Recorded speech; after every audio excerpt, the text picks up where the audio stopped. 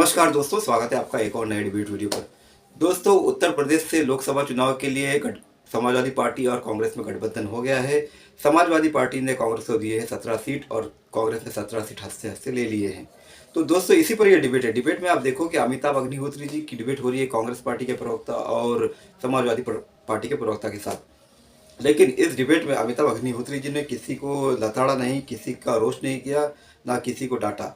इस डिबेट में अमिताभ अग्निहोत्री जी ने सिर्फ अपने 35 साल की पत्रकारिता का अनुभव बताया है, अपने राजनीति समझ की वजह से। जो उनकी राजनीति समझ है वो उन्होंने अपनी 35 साल के पत्रकारिता के वजह से क्या क्या अर्जित किया वो इस डिबेट वीडियो में आप बताया है। अगर आप समझ सकोगे तो जरूर समझ जाओगे। तो बड़ी इंटरेस्टिंग डिबेट वीडियो है। चलिए शुरू करते हैं डिबेट वीडियो। Let's start. तो करना, ये भी परेशान हो गए, हम भी परेशान हो गए, करो फिर। सियासत बड़ी विचित्र चीज है दोस्त।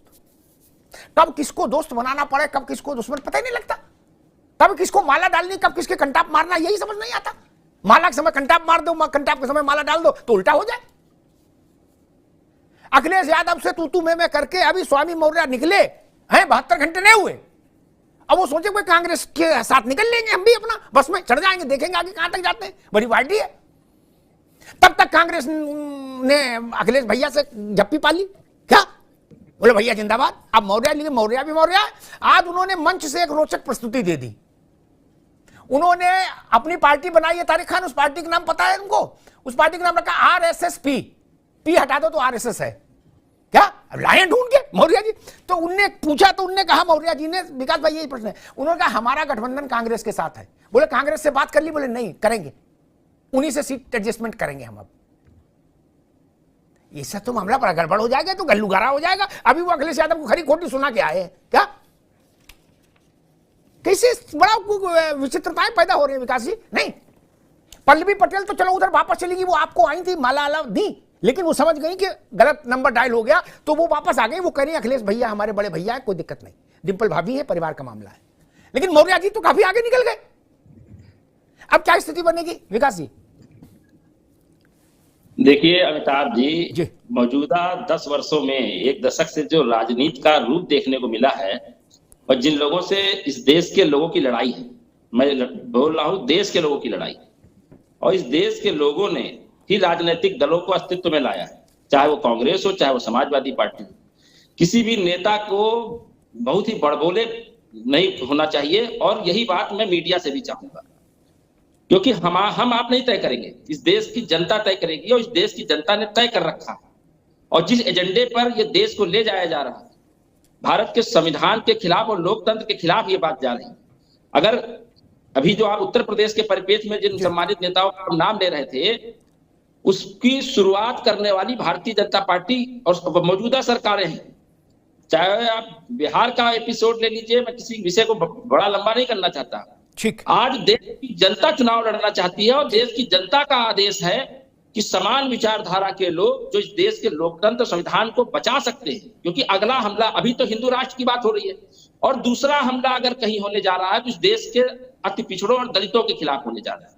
हम चुनाव हारे या जीते, परिणाम कुछ भी हो, पर इस देश के दलितों और अल्पसंख्यकों के खिलाफ जो षड्यंत्र भारतीय जनता पार्टी और मोदी सरकार कर रही है, उसके लिए हमको आपसी मतभेद बुला कर कोई दो विचारधारा की लड़ाई में हम लोग एक हैं। बिल्कुल, नेताओं में विवाद हो पर विचार। विकास बाबू ने बड़ी सैद्धांतिक बात कही, उसका स्वागत करते हुए। वो आज कह रहे होंगे, कल कह रहे होंगे 10 साल, मैं तो 10 साल नहीं, मैं तो 35 साल से एक ही बात कह रहा।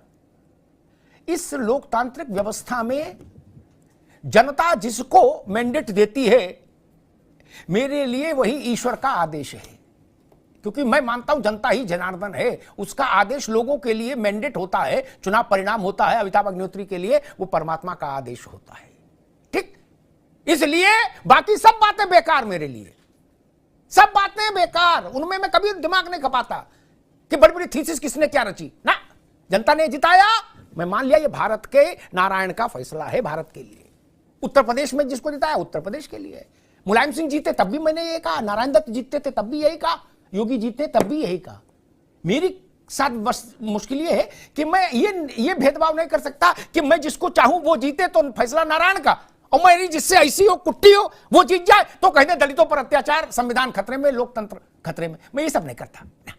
मेरे लिए फैसला हर वक्त सिरमाते यूं मेरे में और विकास श्रीवास्तव में यही अंतर है। क्या अखिलेश यादव जीते मैं उतना ही स्वागत करूंगा जितना योगी आदित्यनाथ का। मैं ये तारिक खान के लिए समस्या हो सकती है कि योगी आदित्यनाथ जीत के तो क्या बोले, मेरे लिए थोड़ी ना भाई, मेरे लिए तो जनता भगवान है। आप लोग अपनी अपनी चिंता करो यार ना।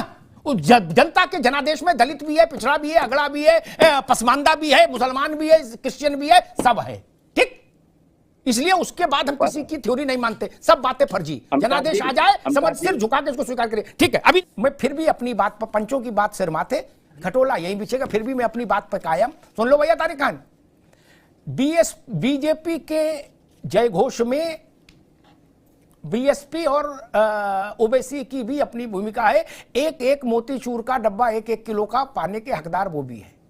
ठीक, ऐसा कोई नहीं बोलेगा। और ये बात जो बार बार कही जाती है ये मुझे वितृष्णा पैदा करती है कि हम लोकतंत्र बचा रहे हैं, हम लोकतंत्र। अरे किसी की माई के लाल की हैसियत है कि लोकतंत्र को बांध के रख लेगा, और किसकी हैसियत तो बचाने निकलेगा? भारत के रक्त में लोकतंत्र है भाई।